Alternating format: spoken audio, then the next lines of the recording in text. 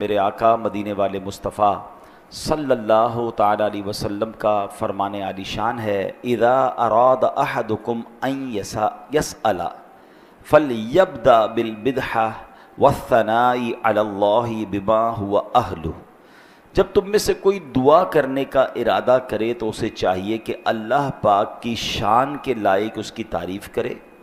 پھر فرمایا ثم لیصلی علی النبی صلی اللہ علیہ وسلم ثم لیسأل بعد فإنه اجدر ان ينجح، اور پھر نبی پاک علیہ السلام پر درود بھیجے، پھر اس کے بعد دعا کرے کہ یہ دعا کی قبولیت کے زیادہ لائق ہے۔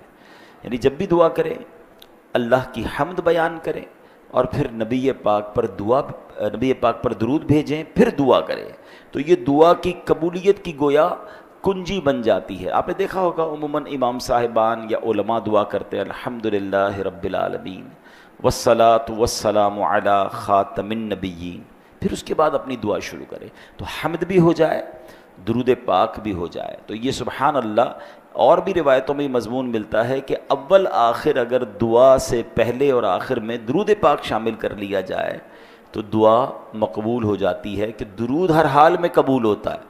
تو ایسا تو ہو نہیں سکتا اللہ اول کو قبول کر لے آخر کو قبول کر لے اور دعا غیر مقبول ہو جائے۔ تو اول آخر مقبول چیزیں ہوں گی، درود ہوگا تو انشاءاللہ اللہ نے چاہا دعا بھی قبول ہو جائے گی۔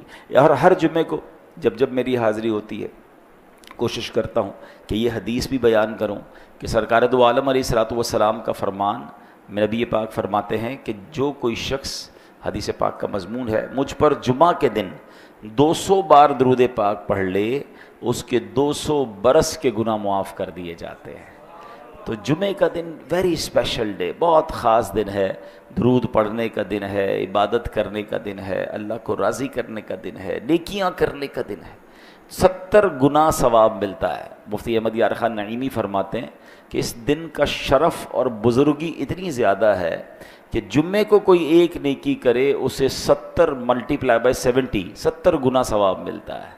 تو اب تھوڑا سا عقل بندی کا مظاہرہ کریں کہ جمعے کے دن تلاوت کریں، صدقہ خیرات کریں، کسی مریض کی عیادت کرنی ہے تو کریں، اللہ توفیق دے تو تلاوت قرآن کریں، درود پاک پڑھیں، جمعے کی نماز میں پہلے آ جائیں تاکہ یہ دن ہمارا زیادہ سے زیادہ عبادت میں گزرے۔ اللہ مجھے بھی آپ کو بھی جمعے کے دن خوب برکتیں لوٹنے کی توفیق عطا فرمائے۔ محبت کے ساتھ باآواز بلند درود پاک پڑھ لیں، صلو علی الحبیب صلی اللہ تعالی علی محمد صلی اللہ علیہ وسلم۔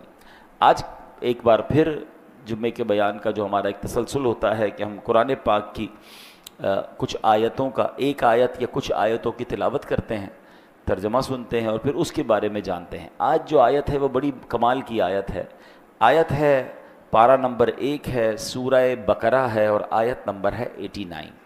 اللہ قرآن مجید میں ارشاد فرماتا ہے اعوذ باللہ من الشیطان الرجیم، بسم اللہ الرحمن الرحیم، وَلَمَّا جَاءَهُمْ كِتَابٌ مِّنْ عِنْدِ اللَّهِ مُصَدِّقٌ لِمَا مَعَهُمْ وَكَانُوا مِنْ قَبْلُ يَسْتَفْتِحُونَ عَلَى الَّذِينَ كَفَرُوا فَلَمَّا جَاءَهُمْ مَا عَرَفُوا كَفَرُوا بِهِ فَلَعْنَةُ اللَّهِ عَلَى الْكَافِرِينَ۔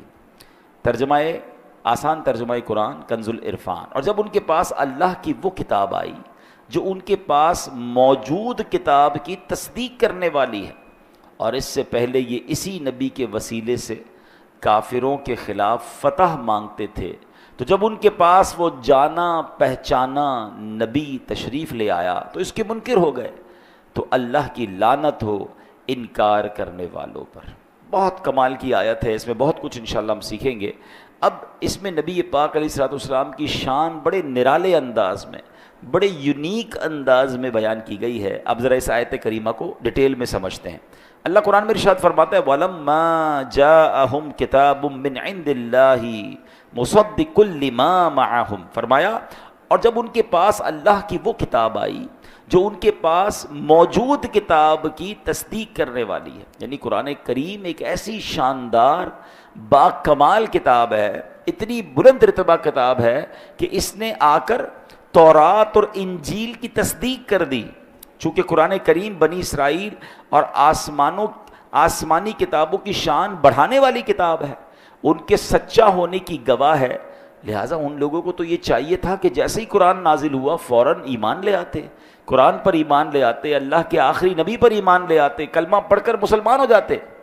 مگر ان کی حالت دیکھو کہ نبی پاک علیہ الصلوۃ والسلام کی آمد سے پہلے جذبات اور تھے، اور پیارے آقا علیہ الصلوۃ والسلام کی ولادت کے بعد، نبی پاک کی بعثت کے بعد، اعلان نبوت کے بعد ان کے انداز ہی چینج ہو گیا. یہ بڑی کمال کی بات ہے، شاید بہت سارے لوگوں کو نہیں پتا ہوگا کہ اس زمانے کے جو یہودی تھے، بنی اسرائیل کے لوگ تھے، وہ نبی پاک علیہ الصلوۃ والسلام کی گویا آمد کا انتظار کر رہے تھے. پیارے آقا علیہ الصلوۃ والسلام کی آمد کی باتیں بتاتے تھے لوگوں کو، کیونکہ ان کی کتابوں میں موجود تھا. قرآن فرماتا ہے وَكَانُوا مِن قَبْلُ يَسْتَفْتِحُونَ عَلَى الَّذِينَ كَفَرُوا، اور کیا کہتے تھے؟ اور اس سے پہلے اسی نبی کے وسیلے سے کافروں کے خلاف فتح مانگتے تھے. یعنی پیارے آقا علیہ الصلوۃ والسلام کے وسیلے سے اللہ کی بارگاہ میں دعائیں مانگتے تھے، پریشانیوں میں، جنگوں میں آپ علیہ السلام کے نام کے وسیلے دے کر دعا مانگتے تھے اور فتح پاتے تھے. ٹھیک ہے نا؟ تو حضرت عبداللہ ابن عباس رضی اللہ تعالیٰ عنہما جو صحابی رسول ہیں، قرآن پاک کا بڑا کمال کا علم تھا آپ کے پاس، آپ کو ترجمان القرآن بھی کہا جاتا ہے. فرماتے ہیں اسلام آنے سے پہلے خیبر کے یہودیوں اور قبیلہ غطفان کے درمیان بڑی دشمنی تھی، آپس میں جنگیں تھی. جب یہود شکست کھاتے تھے نا، بالکل لگتا تھا کہ اب گئے، اب مارے گئے، اب ہار گئے، تو پھر کیا کرتے تھے؟ دعا کرتے تھے اِنَّا نَسْأَلُكَ بِحَقِّ النَّبِيِّ الْأُمِّيِّ الَّذِي وَعَدتَّنَا أَن تُخْرِجَهُ لَنَا فِي آخِرِ الزَّمَانِ إِلَّا تَنْصُرُنَا عَلَيْهِمْ. اللہ کی بارگاہ میں کیا دعا کرتے تھے؟ اے اللہ پاک، وہ نبی امی جن کی آمد کا تو نے وعدہ فرمایا ہے، وہ آخری نبی بن کر تشریف لائیں گے، اللہ پاک ہم ان کے وسیلے سے تجھ سے دعا مانگتے ہیں، ہمیں دشمن پر فتح عطا فرما. جب یہ لوگ دعا مانگتے تھے اللہ پاک انہیں جنگ میں فتح عطا فرما دیتا تھا. یعنی وہ آسمانی کتابوں پر ایمان رکھنے والے تھے.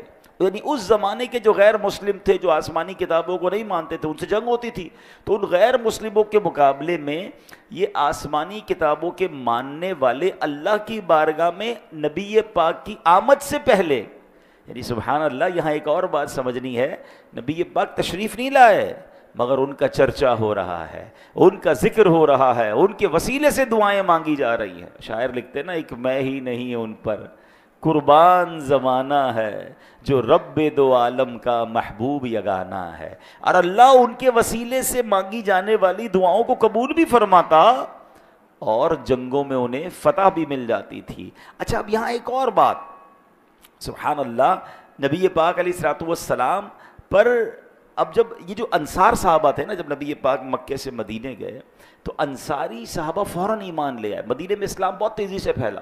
اس کا ایک ریزن تھا، علماء نے لکھا کہ جو اس زمانے میں اہل کتاب تھے، یعنی یہودی تھے، وہ انصار کو پتہ ہی کیا کہتے تھے کہ دیکھو آخری نبی کا وقت آنے والا ہے، جیسے ہی آخری نبی آئیں گے ہم ان پر ایمان لے آئیں گے، جیسے ہی آخری نبی آئیں گے ہم ان پر ایمان لے آئیں گے، پھر تم پر غلبہ پا لیں گے.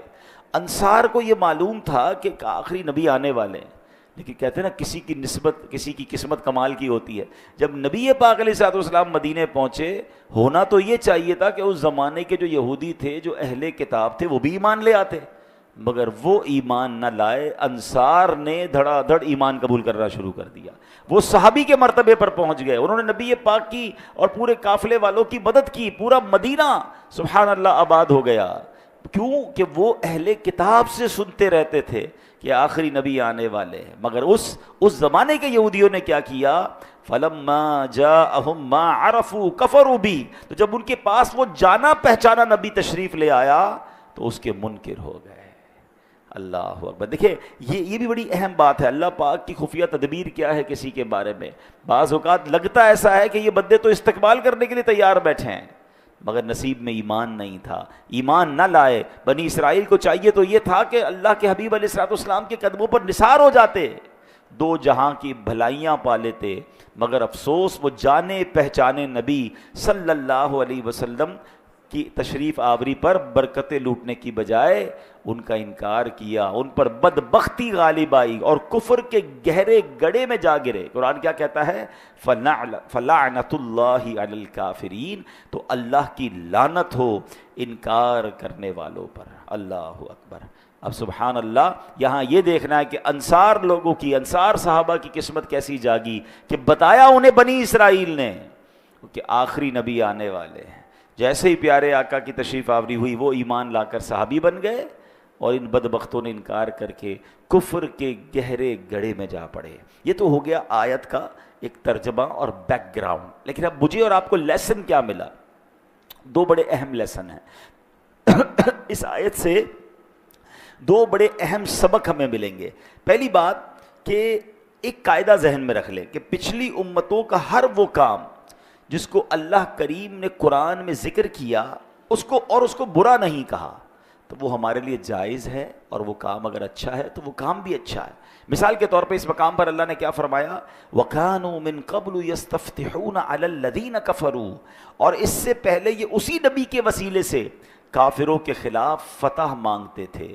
تو پتہ کیا چلا کہ پچھلی قومیں بھی نبی پاک کے وسیلے سے دعا مانگتی تھی، اور اللہ نے قرآن میں اس کا ذکر بھی کیا اور اس کو غلط نہیں فرمایا۔ اور یہاں عربی کا ایک قاعدہ بھی سمجھ لیں کہ لفظ علا جب طلب اور دعا کے ساتھ آئے تو یہ مشکل پر دلالت کرتا ہے، یعنی بنی اسرائیل کو جب بھی اس وقت کے غیر مسلموں کے مقابلے میں مشکل پیش آتی تھی، پرابلم پیش آتی تھی، تو اس مشکل کے حل کے لیے نبی پاک کے وسیلے سے دعا مانگا کرتے تھے۔ اللہ کریم نے پچھلی قوموں کے اس عمل کا ذکر بھی کیا، اسے برا نہیں کہا، تو پتہ چلا کہ ہمارے نبی علیہ السلام کے وسیلے سے اللہ کی بارگاہ میں دعا کرنا یہ نہ صرف ہمارے لیے جائز ہے بلکہ اچھا ہے، مستحب ہے۔ سبحان اللہ، جب بھی مشکل آئے، پریشانی آئے، کام اٹک جائیں، معاشی پریشانیاں ہو جائیں، قرض چڑھ جائے، بیماریاں گھیر لیں، خواہشات پوری نہ ہو رہی ہوں، قبر و آخرت کا خوف آئے،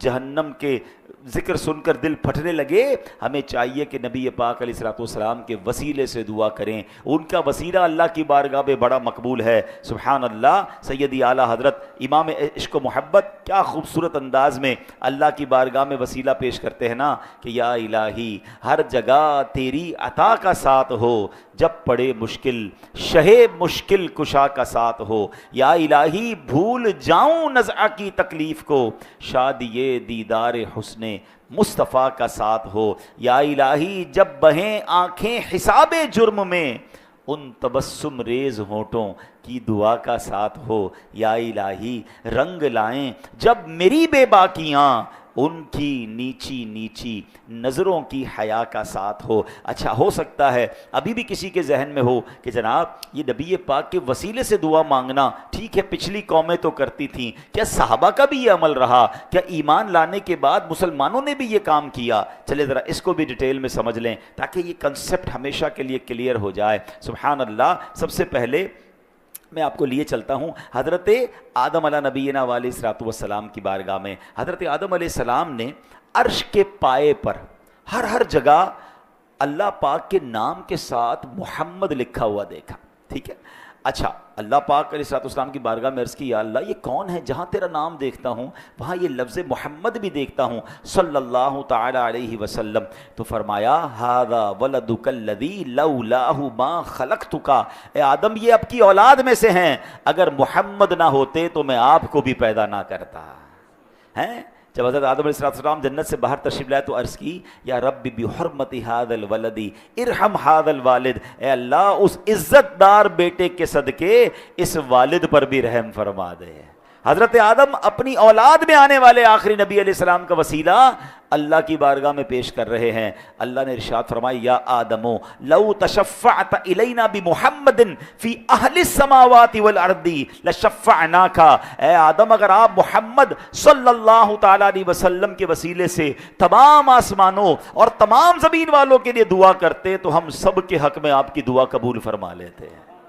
اب اس سے ایک اور بات سیکھنے کو ملی کہ یہ جو حضرت آدم اور رب کی بارگاہ میں بات چیت ہو رہی ہے کہ اے آدم اگر میں تیری اولاد میں محمد نہ ہوتے تو میں یہ دنیا ہی نہ پیدا کرتا، میں آدم آپ کو بھی پیدا نہ کرتا، حضرت آدم پیدا نہ ہوتے تو ہم بھی دنیا میں نہ آتے۔ یہی بات تو بریلی کے تاجدار لکھتے ہیں کہ زمین و زمان تمہارے لیے، مکین و مکان تمہارے لیے، چنین و چنا تمہارے لیے بنے دو جہاں تمہارے لیے. ذرا مل کے کہو نا, دہن میں زباں تمہارے لیے, بدن میں ہے جاں تمہارے لیے, ہم آئے یہاں تمہارے لیے, اٹھے بھی وہاں تمہارے لیے. میرے آقا وجہ تخلیق کائنات ہیں. ہی از دا ریزن آف دا اول کریشن. اللہ اکبر. ایک اور حدیث قدسی ہے جس میں رب فرماتا ہے کہ اے محمد صلی اللہ علیہ وسلم, اگر تمہیں نہ بناتا تو یہ کائنات ہی نہ بناتا, یہ چاند سورج یہ آسمان نہ بناتا.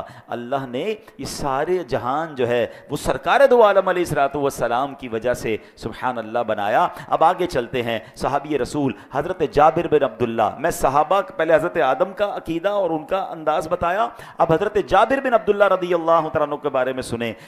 کہتے ہیں نعت شریف پڑھتے ہو, یہ کہاں سے ثابت ہے؟ ارے صحابہ نعتیں پڑھا کرتے تھے. حضرت حسان بن ثابت کی نعتیں تو سنی ہوں گی, آؤ حضرت جابر بن عبداللہ کا شعر سناتا ہوں. وہ لکھتے ہیں بہی قد اجاب اللہ آدم اذ دعا ونجی فی بطن السفینۃ نوح. کہتے ہیں انہی کے وسیلے سے اللہ پاک نے آدم علیہ السلام کی دعا قبول فرمائی, انہی کے صدقے حضرت نوح علیہ الصلوۃ والسلام کی کشتی کو نجات ملی ہے. وما ضرت النار الخلیل لنورہ ومن اجلہ نال الفداء ذبیح.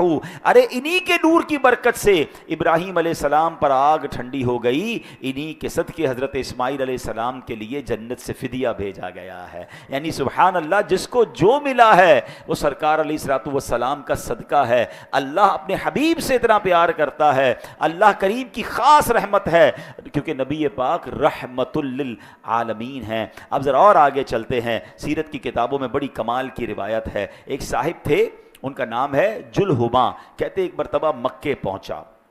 ان دنوں قحط سالی تھی, لوگ بھوک سے نڈھال تھے. میں نے دیکھا کہ قریش کے لوگ ابو طالب کے پاس پہنچے, کہا اے ابو طالب وادیاں خشک ہو گئی ہیں, گھرانے بھوک پیاس سے تنگ ہیں, آؤ بارش کی دعا کرو. یہ سن کر ابو طالب میدان کی طرف روانہ ہو گئے. ان کے ساتھ ایک ننھے شہزادے تھے, کأنہ شمس دجن. سبحان اللہ, وہ کیسے حسین تھے, ان کا چہرہ پاک کیسے چمک رہا تھا, گویا بادلوں کے درمیان سے سورج نکل آیا ہو. ایک بادل ان کے سر پر سایہ کیے ساتھ چل رہا تھا, ساتھ میں اور بھی بچے تھے. چلتے چلتے ابو طالب کعبے شریف کے پاس پہنچے. اس ننھے دل ربا کو کعبے سے ٹیک لگا کر بٹھا دیا. اس وقت آسمان پر بادل کا نشان نہیں ہے. ذرا تصور کیجئے, مکہ ہے, بھوک ہے, قحط ہے, بارش کا نام نہیں ہے. ایک حسین چہرے والے ننھے بننے دل ربا شخصیت کو لے کر ابو طالب کعبے کی دیوار کے پاس پہنچتے ہیں. ابو شہزادے نے کیا کیا, اپنی انگلی آسمان کی طرف اٹھائی. اللہ اکبر, انگلی اٹھنے کی دیر تھی کہ بادل امنڈ آئے, تیز بارش شروع ہو گئی. اور وہ تاریخی شعر ابو طالب نے کہا جو آج بھی سیرت کی کتابوں میں سنہرے حروف سے جگمگا رہا ہے. اور وہ شعر کیا ہے, وَأَبْيَضُ يُسْتَسْقَى الْغَمَامُ بِوَجْهِهِ ثِمَالُ الْيَتَامَى عِصْمَةٌ لِلْأَرَامِلِ. کہتے اور وہ چمکدار چہرے والے ہیں جن کے وسیلے سے بارش مانگی جاتی ہے, وہ یتیموں کا سہارا اور بیواؤں کے لیے پناہ ہیں. اور وہ خوبصورت چہرے والی, ہنستی مسکراتی اور نورانی چہرے والی شخصیت کوئی اور نہیں, وہ ہمارے آقا مدینے والے مصطفیٰ صلی اللہ علیہ وسلم ہیں, جن کا بچپن کے عالم میں یہ کمال ہے. مولانا حسن رضا خان صاحب کہتے ہیں نا, بے یار و مددگار جنہیں کوئی نہ پوچھے, بے یار و مددگار جنہیں کوئی نہ پوچھے, ایسوں کا تجھے یارو مددگار بنایا. تو سبحان اللہ, اللہ کی بارگاہ میں سرکار دو عالم علیہ السلام کا وسیلہ پیش کرنا یہ ایک ایسا کمال کا کام ہے جو دعاؤں کی قبولیت کا سبب بنتا ہے. دعاؤں میں نبی پاک علیہ الصلوۃ والسلام کا جب ذکر آ جائے تو خاص اللہ کی رحمت برستی ہے. منقول ہے مراکش کا شہر فاس, بڑا مشہور شہر ہے, وہاں ایک نیک عورت رہتی تھی. اس کی بڑی کمال کی اور بڑی یونیک عادت تھی کہ جب بھی اسے کوئی پریشانی ہوتی تھی نا, ڈیفیکلٹی ہوتی تھی, وہ کیا کرتی, آنکھیں بند کر کے پیاس دونوں ہاتھ اپنے چہرے پہ رکھتی اور آنکھیں بند کر کے بڑی محبت سے کہتی محمد صلی اللہ علیہ وسلم. بس سرکار علیہ الصلوۃ والسلام کا بڑے پیار سے نام لیتی تھی, اس کی وہ پریشانی دور ہو جاتی تھی. ذکر مصطفیٰ کی برکت سے اس کی پریشانی دور ہو جاتی. اس کا انتقال ہوا. قبر میں جب اس کو اتار دیا گیا تو کسی رشتہ دار نے خواب میں دیکھا کہ تمہارے ساتھ کیا معاملہ ہوا. تو کہتی ہے کہ میرے پاس منکر نکیر فرشتے آئے تھے, سوال کرنے آئے. میری تو ایک عادت تھی, جب کوئی ٹینشن سامنے آتی میں اپنی دونوں آنکھوں پر چہرے پہ ہاتھ رکھ کے سرکار کا نام لیتی, اللہ ان کے نام کی برکت سے میری مشکل دور کر دیتا. کہتی میں نے چہرے پہ ہاتھ رکھا, نبی پاک کا نام لیا, اور جب میں نے چہرے سے ہاتھ ہٹایا تو دونوں فرشتے واپس جا چکے تھے. تو یہ وہ نام ہے, نبی پاک کا ذکر وہ ذکر ہے جو مصیبتوں کو دور کر دیتا ہے, جو پریشانیوں کو دور کرتا ہے. یقیناً مشکل دور کرنے والی ذات, یقیناً مدد کرنے والی ذات صرف رب کی ذات ہے. مگر سبحان اللہ, اللہ کی بارگاہ میں ذکر مصطفیٰ اتنا پیارا ہے, بلا تمثیل سمجھاتا ہوں. یقیناً اللہ اولاد سے پاک ہے, وہ نہ کسی کا والد ہے نہ اس کا کوئی بیٹا ہے, مگر سمجھانے کے لیے کہہ رہا ہوں کہ اگر کسی سخی کے پاس جا کر اس کے پیارے بچے کا ذکر کیا جائے, یا اس کے کسی پیارے فیملی ممبر کا ذکر کیا جائے, یا اس کا وسیلہ پیش کیا جائے, تو سخی بھی کہتا ہے میرے بچے کا نام لے رہا ہے, میرے کسی پیارے کا نام لے رہا ہے. سخی اپنے در سے خیرات دیتا ہے. میرے رب کے ہاں کوئی اولاد نہیں, وہ لم یلد ولم یولد ہے, مگر سبحان اللہ اپنے حبیب سے اسے بڑا پیار ہے. ارے جب جس کے صدقے کائنات بنائی ہے, جب اس کا ذکر اس کی بارگاہ میں پیش کرتے ہیں تو اپنے کرم کے دروازوں کو وہ کھول کر ہماری جھولیاں بھر دیتا ہے. تو آج قرآن مجید کی آیت اور صحابہ اور انبیاء کے انداز سے ہم نے سیکھا کہ سبحان اللہ پچھلی قومیں بھی نبی پاک علیہ الصلوۃ والسلام کا وسیلہ پیش کر کے اللہ کی بارگاہ میں دعائیں کرتی, اور رب کریم ان کی دعاؤں کو قبول فرماتا. اچھا, اس آیت میں ایک اور بڑی خوبصورت بات کہ فَلَمَّا جَاءَهُمْ مَا عَرَفُوا, تو جب ان کے پاس وہ جانا پہچانا نبی تشریف لے آیا, تو سبحان اللہ قرآن نے ایک اور یونیک شان نبی پاک کی بیان کی کہ آپ جانے پہچانے نبی ہیں. معلوم ہوا کہ اہل کتاب سرکار دو عالم علیہ السلام کی دنیا میں آنے سے پہلے انہیں پہچانتے تھے. فرمایا فَلَمَّا جَاءَهُمْ مَا عَرَفُوا, تو جب ان کے پاس وہ جانا پہچانا نبی تشریف لے, کیسے جانتے تھے؟ اللہ قرآن میں ایک اور جگہ ارشاد فرماتا ہے الَّذِينَ آتَيْنَاهُمُ الْكِتَابَ يَعْرِفُونَهُ كَمَا يَعْرِفُونَ أَبْنَاءَهُمْ. فرمار وہ لوگ جنہیں ہم نے کتاب عطا فرمائی ہے, وہ اس نبی کو ایسا پہچانتے ہیں جیسے وہ اپنے بیٹوں کو پہچانتے ہیں. ایسا پہچانتے تھے. اپنے بیٹے کو ہم کیسے پہچانتے ہیں؟ 100 بچوں کے درمیان بندہ اپنے بیٹے کو پہچان لیتا ہے, اس کی آواز پہچان لیتا ہے, اس کے چلنے کو پہچان لیتا ہے, اس کے اسٹائل سے پہچان لیتا ہے یہ میرا بیٹا ہے, کیونکہ اپنی اولاد ہے نا.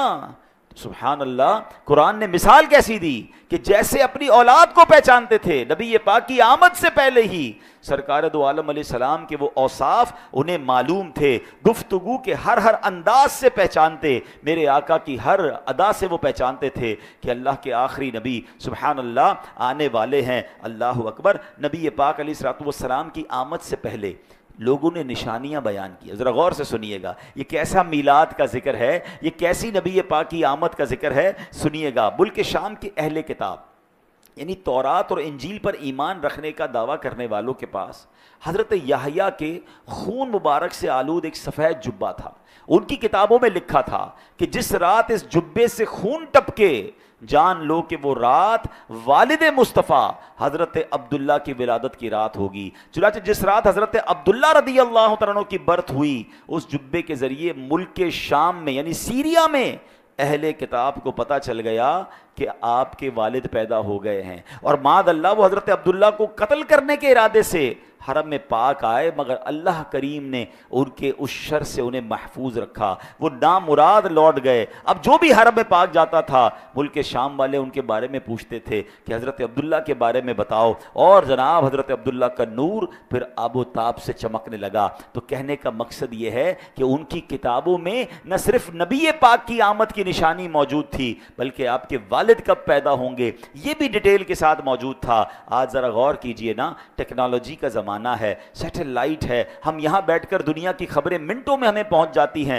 دنیا میں کوئی بھی واقعہ ہوتا ہے تھوڑی دیر میں سوشل میڈیا کے ذریعے ہم تک پہنچتا ہے. مگر وہ کیسا دور تھا جب کبوتروں کے ذریعے پیغام بھیجا جاتا تھا. مگر حضرت عبداللہ کی ولادت مکہ پاک میں ہوئی ہے, اور تقریباً 2000 کلومیٹر دور ملک شام ہے, مگر وہاں 40 دن لگتے تھے پہنچنے میں.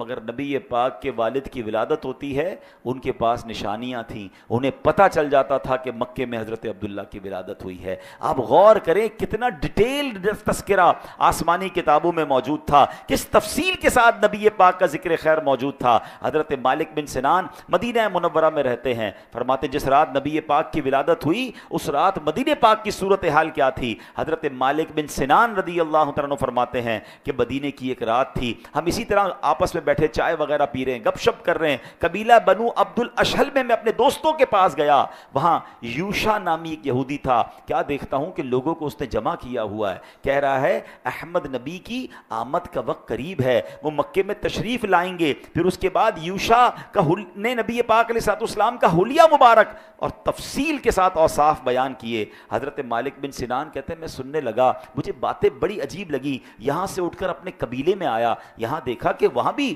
ایک شخص ہے جس نے لوگوں کو جمع کیا ہے اور آخری نبی کی آمد کی باتیں کر رہا ہے کہ بس وہ آنے والے ہیں، ان کی آمد کے تذکرے ہیں۔ اسی دوران ایک شخص نے کہا قد طلع الكوكب الاحمر الذي لم يطلع الا بخروج نبي وظهوره ولم يبق احد الا احمد وهذه مهاجره، فرمایا وہ سرخ ستارہ جو صرف اور صرف کسی نبی کی ولادت کے وقت نکلتا ہے وہ نکل چکا، اور اب نبیوں میں صرف احمد نبی صلی اللہ علیہ وسلم ہی باقی ہیں، وہ تشریف لائیں گے اور یہ شہر مدینہ ان کی ہجرت کا مقام ہے۔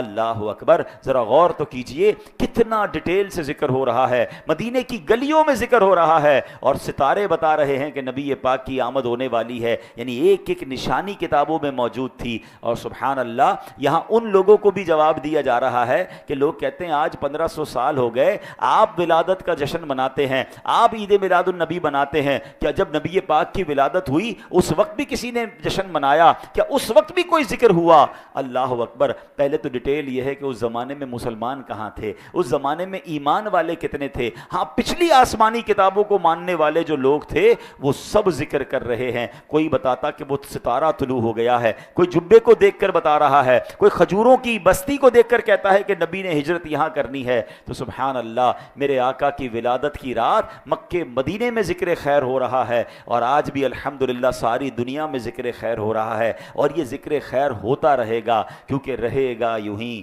ان کا چرچا رہے گا، پڑے خاک ہو جائیں جل جانے والے، عرش پہ تازہ چھیڑ چھاڑ، فرش پہ طرفہ دھوم دھام، کان جدھر لگائیے تیری ہی داستان ہے۔ تو اے میرے پیارے اسلامی بھائیوں، ہم سب نے اس بار جشن ولادت کو، اگلا مہینہ نبی پاک علیہ السلام کی ولادت کا مہینہ ہے، اسے بڑی شان و شوکت کے ساتھ سیلیبریٹ کرنا ہے۔ اور 1500 سال کیسے ہو گئے؟ کیونکہ 1447 ہجری چل رہا ہے۔ یہ جو سال ہے نا، اس کو سمجھ لیجئے، نبی پاک جب مکے سے مدینے ہجرت کر کے تشریف لے گئے، اس دن سے یہ ہمارا جو ہجری کیلنڈر ہے یہ شروع ہوا ہے۔ یعنی آج اگر 1447 سنہ ہجری ہے تو سمجھیے 1447 ایئرز پہلے میرے آقا نے مکے سے مدینے ہجرت کی تھی۔ اور جب نبی پاک نے مکے سے مدینے ہجرت کی، یہ 53 سال کی عمر مبارک میں نبی پاک نے یہ مائگریشن کی تھی، یہ ہجرت کی تھی۔ مکی زندگی 53 سال ہے، مدنی زندگی 10 سال ہے، تو 53 ایئرز کی ایج میں مائگریشن ہوئی، ہجرت ہوئی، اور 53 میں اگر آپ 1447 پلس کر لیں تو یہ 1500 بنتا ہے۔ تو اس بار 12 ربیع الاول کو جو دن آ رہا ہے، یہ سبحان اللہ میرے آقا کا 1500 سالہ جشن ولادت ہے۔ تو پہلے تو آپ سب کو مبارک ہو، اللہ ہمیں خیر سے نصیب فرمائے۔ ہم نے 1400 سالہ جشن ولادت نہیں دیکھا، ہم 1600 سال والا بھی نہیں دیکھ پائیں گے، یہ 1500 سال والا اللہ ہمیں خیر سے نصیب کرے۔ اب دیکھیں دنیا سیلیبریٹ کرتی ہے، 25 سال ہو جائیں تو کہتے ہیں گولڈن جوبلی ہے، اور جناب 50 سال ہو جائیں تو سلور، پھر 50 ہو جائے تو گولڈن، 75 ہو جائے تو کہتے ہیں ڈائمنڈ۔ شاید 100 سالہ کی کوئی جوبلی نہیں ہے کیونکہ ختم ہی ہو جاتا ہے، بندہ بچتا نہیں۔ اور میرے آقا کا 1500 سالہ جشن ولادت ہے۔ اور سبحان اللہ، ذرا غور کیجئے، میرے آقا وہ ہیں جن کی شان کیا ہے کہ وہ اشارہ فرمائے تو چاند 2 ٹکڑے ہو جایا کرتا، نبی پاک دعا فرماتے تو سورج پلٹ آتا۔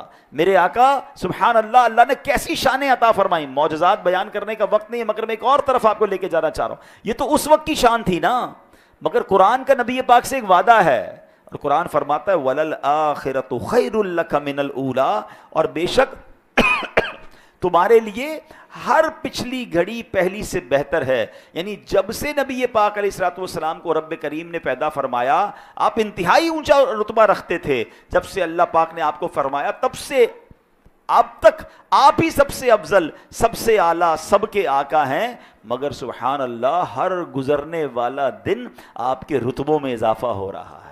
ان 1500 سال میں میرے آقا کے رتبوں کا اور ان کے کمالات کا کیا عالم ہوگا. قرآن کہتا ہے وَلَلْآخِرَةُ خَيْرٌ لَكَ مِنَ الْأُولَىٰ، اور بے شک تمہارے لیے ہر پچھلی گھڑی پہلی سے بہتر ہے. یعنی نبی پاک بڑھتے چلے جا رہے ہیں، ان کے مرتبے بڑھتے جا رہے ہیں. تو 1500 سال ہو گئے ہیں اور وہ دن میلاد کا دن آنے والا ہے. تو ہم عاشقان رسول کے لیے اس سے بڑی سعادت کیا ہوگی کہ اپنے نبی کی ولادت کی خوشی منائیں. ہاں اب اس سبحان اللہ، اچھا اس کو تھوڑا سا ٹائم چونکہ ختم ہو رہا ہے ایک بات سے سمجھ لیتے ہیں کہ کیسی شانیں بڑھ رہی ہیں. جب نبی پاک علیہ الصلوۃ والسلام نے حجۃ الوداع کے موقع پر خطبہ دیا تھا 1,24,000 صحابہ تھے، اور آج دنیا میں بتایا جا رہا ہے کہ 2 ارب تقریباً 2.5 ارب مسلمان ہیں. اگر کوئی کیلکولیٹ کرے نا تو کس اسپیڈ سے نبی پاک کا جو دین ہے، اسلام ہے، پوری دنیا میں پھیلتا چلا جا رہا ہے. بتایا جاتا ہے کہ عالمی ریسرچ کے مطابق صرف یورپ میں سالانہ 1 لاکھ افراد اسلام قبول کر رہے ہیں. اس طرح اللہ کی رحمت سے دین بلند ہو رہا ہے، اسلام بلند ہو رہا ہے، اور بیسیکلی نبی پاک کا چرچا بلند ہو رہا ہے. یہ آپ ہی پیغام لے کر آئے اور آج پوری دنیا میں بڑھتا چلا جا رہا ہے. تو ہر گزرنے والا دن سبحان اللہ وَرَفَعْنَا لَكَ ذِكْرَكَ کا ہے سایہ تجھ پر، ذکر اونچا ہے تیرا، بول ہے بالا تیرا. تو یہ بڑھتا ہی جا رہا ہے اور انشاءاللہ صبح قیامت تک بڑھتا جائے گا. تو ہمیں بھی یہ خوشی کو منانا ہے. اب اس خوشی کا انداز کیا ہونا چاہیے، یہاں میں گزارش کروں گا چونکہ یہ special 1500th birth day of رسول پاک علیہ السلام ہیں تو کچھ اسپیشل ہونا چاہیے. اپنے گھر بھی سجائیں، اپنے آفس سجائیں، پرچم لگائیں. سبحان اللہ پرچم اس لیے لگائیں کہ دن کو میری دکان، میرے کارخانے، میرے آفس یا میرے گھر کے پاس سے کوئی گزرے تو اسے پتہ چلے کہ کسی عاشق رسول کا گھر ہے، اور رات کو گزرے تو وہ چراغا بتائے کہ یہ میرے آقا کے غلام کا گھر ہے، اور یا اس کو آفس ہے یا اس کی فیکٹری ہے. اور اس کے ساتھ ساتھ اگر آپ کاروبار کرتے ہیں جو بھی آپ کی پروڈکٹ ہے اس پہ 15% ڈسکاؤنٹ دیں، یا 1500 لوگوں کو کھانا کھلائیں، 1500 لوگوں کو راشن تقسیم کریں، 1500 غریبوں کا علاج کروا دیں. 1500 یا 15 کے فگر کو پروموٹ کریں. لوگ آپ سے پوچھیں یہ کیوں کر رہے ہیں تو بتائیں میرے آقا کا 1500 سالہ جشن ولادت ہے. اور ہاں اس بار تو کمال یہ ہوا ہے، میرے آقا کی شان ہے نا، ہر گزرنے والا دن چرچا بلند ہونا ہے. OIC ہے انٹرنیشنل جو اسلامک آرگنائزیشن ہے تمام اسلامی ممالک کی، انہوں نے باقاعدہ قرارداد پاس کی ہے کہ یہ آنے والا سال نبی پاک کا 1500 سالہ جشن ولادت ہے. ہم دھوم دھام سے منائیں گے. الحمدللہ پاکستان کی قومی اسمبلی، پاکستان کے سینٹ میں بھی، اور اس میں بھی آپ کو خوشی ہوگی کہ دعوت اسلامی کی مجلس رابطہ کی کاوشوں کی برکت سے ان دونوں سینٹ میں اور قومی اسمبلی میں بھی قرارداد پاس ہو گئی ہے کہ انشاءاللہ پاکستان کے تمام سرکاری اداروں میں شاندار طریقے سے 1500 سالہ جشن ولادت منایا جائے گا. تو ہم سب نے اس خوشی میں اپنا حصہ ڈالنا ہے. اور آخری بات، گھر ضرور سجائیے جناب، مارکیٹ ضرور سجائیے، مگر اپنا آپ بھی سجائیے،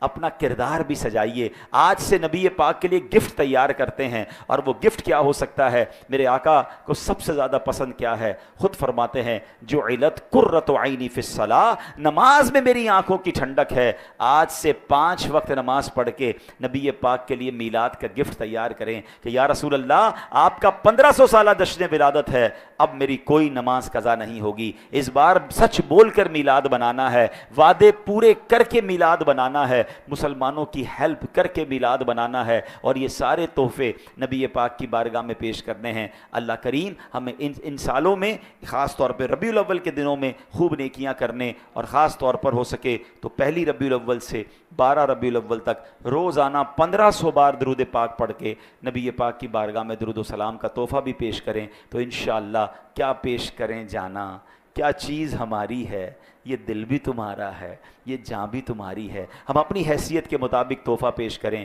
اور پھر نبی پاک کی رحمت سے جب عطائیں ہوں گی تو ان عطاؤں کا شمار کچھ